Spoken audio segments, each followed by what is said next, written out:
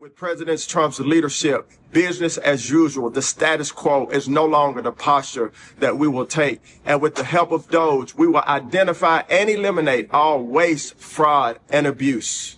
We've already identified $260 million in savings and still have much more to accomplish.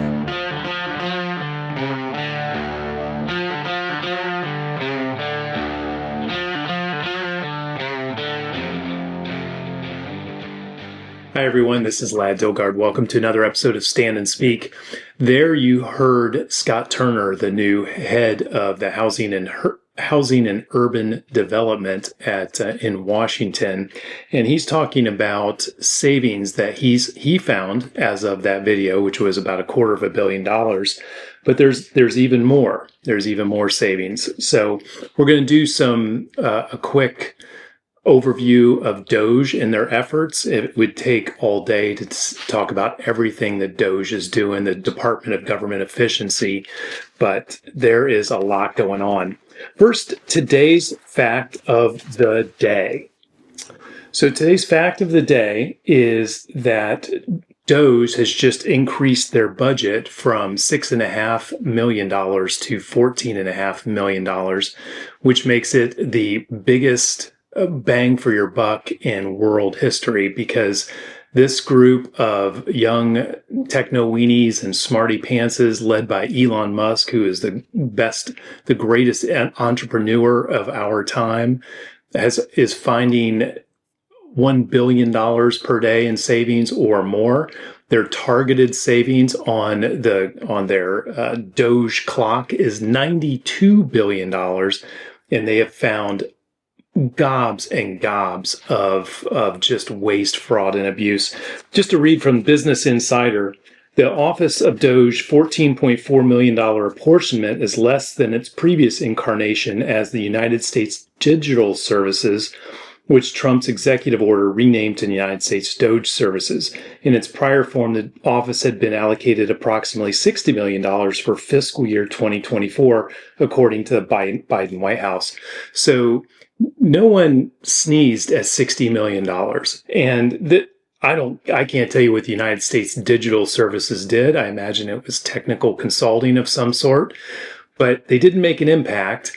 And no one complained about $60 million because it's a drop in the bucket of the massive $6.5 trillion United States government. So what's funny is people will complain about the DOGE allocation of being $14.4 million. Business Insider goes on to say, since getting started less than a month ago, DOGE has quickly attempted to dismantle government agencies like USAID, reduce the federal workforce, and gain access to the Treasury Department's digital payment system that controls trillions of dollars in payments from everything from Social Security to tax refund.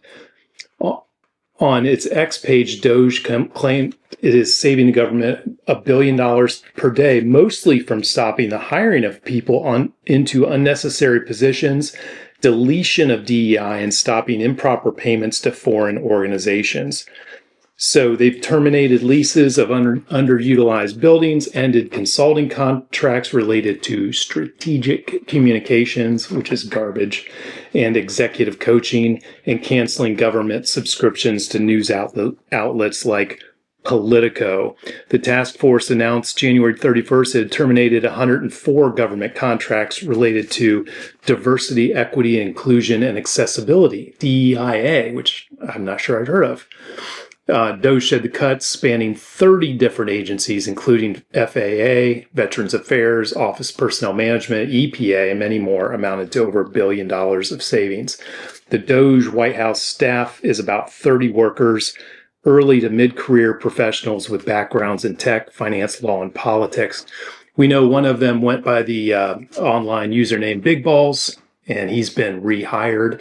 And Elon Musk has talked to the public many times, is putting many things out on X as the results of DOGE's efforts keep blowing up. So what are the Democrats doing through all of this? Well, they are proposing slavery reparations. They brought that bill out Let's have a look at this video. No matter who is in power, has an obligation to right these wrongs, to provide reparations for descendants of enslaved Africans, to eliminate the racial wealth gap, to uplift the Black community. White supremacy is rampant in this country. Just look at the current administration and our own legislative body. They have contributed to the social and economic harms, to racial terror Black folks have experienced in this country. Now, more than ever, we must acknowledge and repair. We can legislate justice. Amen. We can legislate healing. That's right. And we're certainly long overdue. And for those that would say we need to just get over it, that's interesting. When as a nation, you are benefiting right now from an economy that was built on the brutalized backs and the indignities and the horrors of chattel slavery and our African ancestors. Yeah, so there's Congresswoman Ayanna Pressley talking about, how much we need reparations. So reparations is such a weak and stupid thing to advocate for because there's so many holes in it. So if you're an African American, you have to prove, I guess, that you're descended from slaves. And I don't know if you're white and you're descended from slaves, maybe, you're mixed race and you're descended, or you're descended from slaves from other countries, or what? I mean, like, who would ever think that this is anything but the biggest government blowout of transfer payments in world history? Nobody's going to buy it. It just shows you that the slavery reparations crap means that Democrats have nothing to stand on. They've got nothing.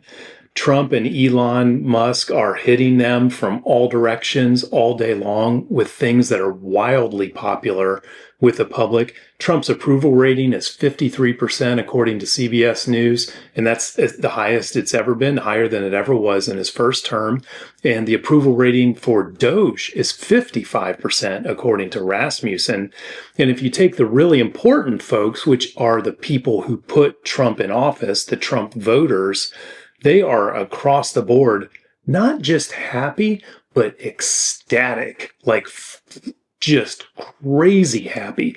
People are saying I'm picking up my phone and there's more good news every day. And they just are ecstatic that people are saying, well, I could not have ever dreamed of something like DOGE. I could not have ever dreamed of Trump having all these executive orders in place ready to go either. But specifically on DOGE, we have dealt with and lived with a disgusting amount of taxpayer abuse and wasted money and fraud and hiding it for as long as I've been alive and longer, I'm sure. And now these guys at DOGE are finding stuff that was hidden and fixing it immediately and exposing it.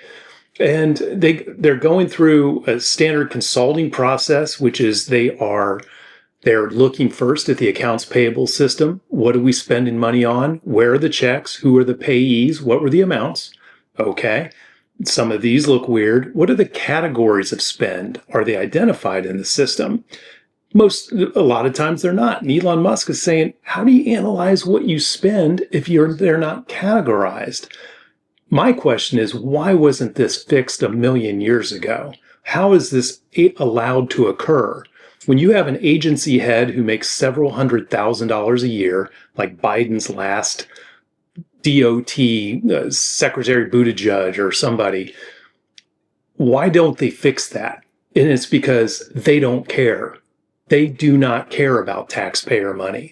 So the consultants take the payables amount of money, and then they look at contracts, and they look at weird contracts and contracts that should not exist.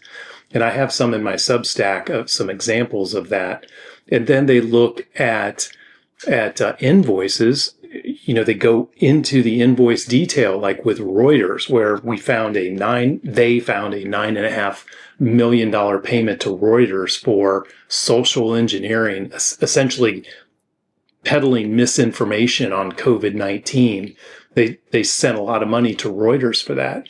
So This is standard consulting type of work. If you've been in process improvement or a company turnaround or a CFO or something like that, you go into a company that's flailing, as like the United States government is a organization that's flailing, and you look at what they spend, you look at the contracts they have, you look at their individual invoices, then you look at what people are doing, which DOGE is also doing. And they're saying, these people are redundant. These people are sent like USAID. They're sending money overseas without any kind of authorization.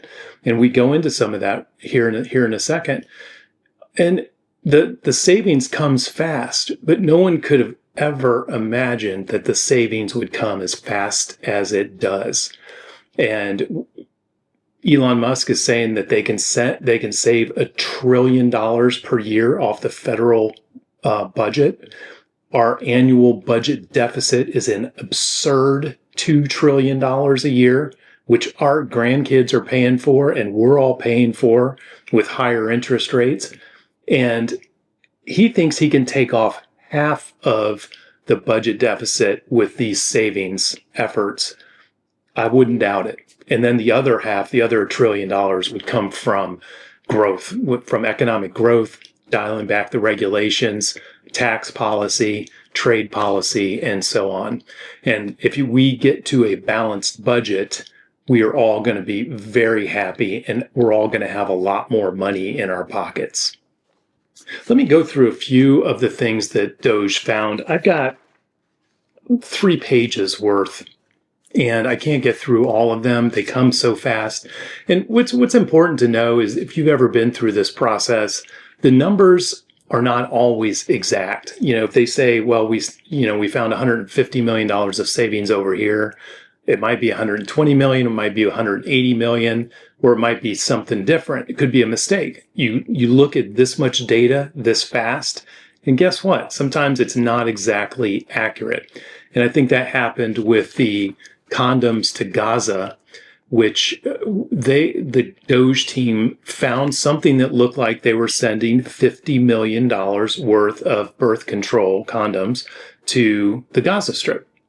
And they called that out. And then it turned out, someone found out that it was actually going to a part of Mozambique that was named Gaza, and it was not the Gaza Strip.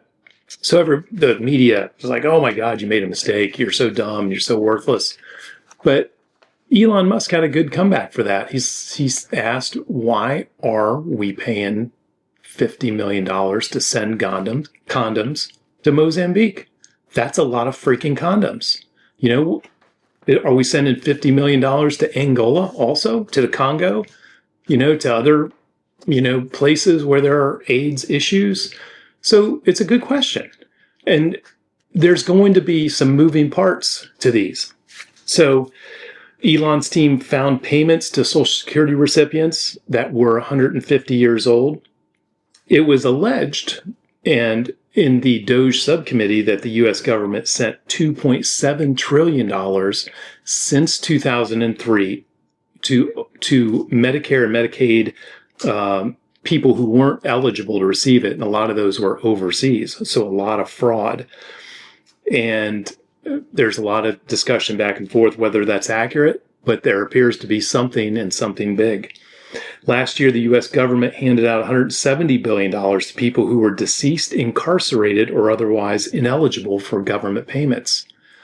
So after a while, you start thinking, wow, these are just big numbers. But every one of these numbers makes your mortgage more expensive, your credit card interest higher, and your job market worse, and your tax burden higher, especially for your great-grandkids. The government made $44 billion in payments with no clear record where the money actually went. FEMA just sent $59 million to house migrants, illegal migrants, in luxury hotels in New York City. People who did that just got fired. So this luxury hotel included the Roosevelt, which is owned by the Pakistani government, and it was almost out of business before Biden started sending money to it to house illegal migrants. Mayorkas and Biden used the Emergency Food and Shelter Program to pipe over $1 billion into housing illegal immigrants from 2021 to 2024. So if you wonder where that money came from to put these illegals in all these nice hotels, that's where it came from, and it was hidden. Some of these you might have already heard about. $1.5 million for advancing DEI in Serbia. Diversity, equity, inclusion. A Serbian LGBTQ group called Grupa Izaji received $1.5 million to advance DEI in Serbia's workplaces and business communities. $2 million for sex changes in LGBT activism in Guatemala. $5 million to the Eco Health Alliance, that of the Wuhan lab where the COVID virus came from. $7 million to fund LGBT activism in Jamaica and Uganda. And then we were paying for left-wing news outlets. We were paying for subscriptions, high-end $10,000 subscriptions to Politico, which is owned by a German company called Axel Springer. And we paid the New York Times, the U.S. government paid the New York Times $26 million for subscriptions, and paid Associated Press. I got conflicting numbers on this. It was, I think, around $1 million. It may be a lot more. So we're paying the left-wing news media to write articles negative about Trump and Republicans, which they surely did, and positive articles about Biden and Kamala Harris, which they surely did. Just imagine if the government was forking over taxpayer dollars to Fox News or PJ Media or some conservative outlet. The people would be going nuts. We're actually taking taxpayer dollars and sending it to Democrat media. That's unacceptable. That's got to stop right now. So Democrats are reacting poorly to this, and they've had some demonstrations. There was one Democrat congressman, Garcia, I believe his name was, who advocated for using weapons against DOGE people. And if you ask Steve Scalise, the congressman who was shot 5 times by a deranged Bernie Sanders supporter, as if there are any other kind of Bernie Sanders supporter, he was shot 5 times by him. This kind of political violence is unacceptable. And why this guy isn't sitting in a jail somewhere, this congressman, I have no idea. But Democrats are becoming increasingly unhinged. We expected the government employees to file lawsuits and so on, and federal judges are holding this up. That's another story, but they're holding some of it up. But Trump is fighting back. His DOJ is fighting back hard, and the backlash against these judges is coming swift from the Doge supporting folks. But the Democrats are squealing as if they have something to cover up, which they do. It's not just the fraud, waste, and abuse, but we are sending money to Democrat leftist supporting organizations who are turning around to and spending it against us and keeping the permanent government in place in Washington. And there are scads of examples of this, but this money, none of this government money went to a pro-life organization. None of it went to a gun rights organization or to a, someone to help young white males learn the trades or anything like that. All of this money went to left-wing, and I mean far left-wing causes. And so you can't say, well, they were just, spreading the money around in foreign countries, trying to make those foreign countries like us so we wouldn't have to clean up their messes longer. Bull crap. We sent $17 million to provide tax advice to Liberia. $33,000 for a breakdancing program in an undisclosed location. $10,000 for a drag queen themed cabaret show performed on ice, which focused on climate change. Thank goodness. $500,000 for social media campaigns in Ethiopia. Let's see. EPA sent $20 billion to 8 entities, this is according to the new director, Lee Zeldin, that were then responsible for doling out the money to non-governmental organizations or NGOs and others with far less transparency. He says the days of shoveling boatloads of cash to far left activist groups in the name of environmental justice and climate equity are over. Lee Zeldin. And then our friend there, Scott Turner, said $1.9 billion of HUD money was just recovered after being misplaced during the Biden administration due to a broken process. This was posted on X by DOGE. I don't know how you misplace $2 billion, but the U.S. government and the bureaucrats who are overqualified, unqualified, and should be soon out of a job managed to do this. What I'm getting from this is that the deception is massive, the waste is massive, and you can't tell me that any federal government employee right now, I'm not going to believe it, gives a flip about taxpayers or taxpayer money.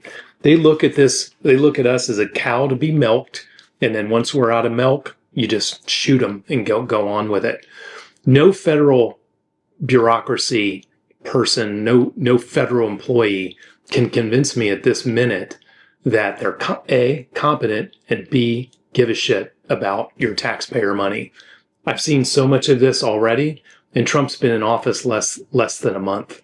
So it's hitting the fan, and no matter what Jamie Raskin or Ayessa Presley or whoever the heck says, the people support what is going on there. They voted for it. And if they keep pushing the savings like this and people actually start to see results in their pocketbook, that they're going to be pushing for more. And this is going to become really super popular with even more Democrats than it is now. And speaking of which, how can Democrats defend the IRS and all of these agencies with all of this waste? Budget reform is not an option.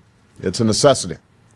The American people are entitled to transparency. We can't sustain a system that bleeds billions of taxpayer dollars on programs that have outlived their usefulness or exist solely because of the power of politicians, lobbyists, or interest groups. They're entitled to be able to figure out where their dollars are going, and they're entitled to accountability to make sure that we're using the dollars for what we said it was for. We are going to go through our federal budget, as I promised during the campaign, page by page, line by line, eliminating those programs we don't need and insisting that those that we do need operate in a sensible, cost-effective way. What should be easy is getting rid of the pointless waste and stupid spending that doesn't benefit anybody. We hope to be instilling an entire new culture that not only our administration, but every succeeding administration will in fact pursue. No amount of waste is acceptable, not when it's your money. I saw a quote on X the other day when one of these Democrats was criticizing Musk for starting to parachute in. His team was starting to parachute into the IRS just a couple of days ago. And they said, this is terrible, our data integrity and blah, blah, blah. And someone quoted underneath it, way to go. Keep defending the IRS ass hat is what they said. That's going to be the way to win. So that is my very succinct, hopefully, summary of what's going on with DOGE. I'm going to have some more coming up soon, but please subscribe for free on YouTube. Hit that subscribe button. Give us a thumbs up. Give us some comments underneath. What are your favorite DOGE findings so far? I'm going to be on local radio tomorrow talking about them. I want to know what is the most egregious example? Which one really grinds your gears so far? So this has been Lad Dilgard with Stand and Speak, and I hope you have a great week. Thank you.